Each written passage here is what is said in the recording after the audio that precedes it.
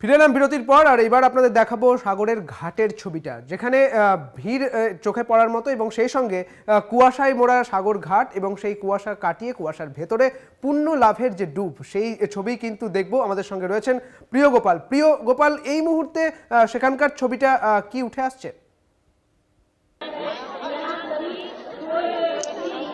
একদমই দেখো, তোমাকে প্রথমে বলে রাখি যে 15 তারিখ রাত 12টা তথা আজ রাত 12:13 থেকে শুরু হয়েছে মকর সংক্রান্তির যে মহাপূর্ণ স্নান।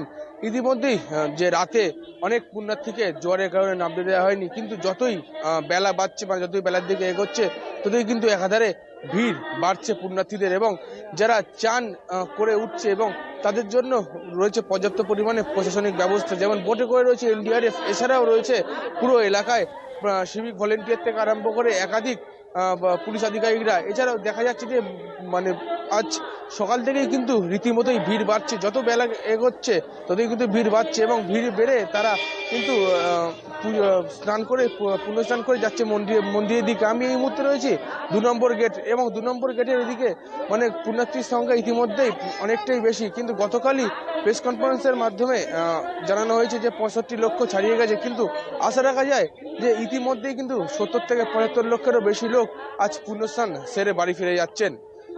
একদমই প্রিয় গোপাল, ধন্যবাদ তোমাকে। আর এই মুহূর্তে আবারও আমরা যাব রাজুর কাছে।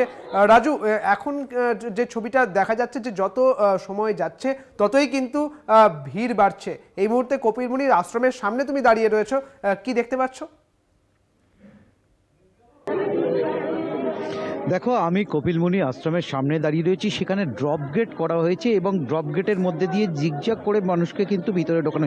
আমি তোমাকে দেখানোর চেষ্টা করব। দেখো, ঠিক আমার পিছনে মন্দিরে যাওয়ার প্রসাদ, সেই প্রসাদ কিন্তু মানুষ লাইন দিয়ে কেনা শুরু করেছে এবং সেখান থেকে কিন্তু প্রসাদ নিয়ে তারা কিন্তু সরাসরি মন্দিরে প্রবেশ করছেন। এবং তোমাকে বেশ রাজু, তুমি নজরে রাখো, আবারও যাবো তোমার কাছে। এখন একটি বিরতি নিয়ে আবারও ফিরছি, সঙ্গে থাকুন।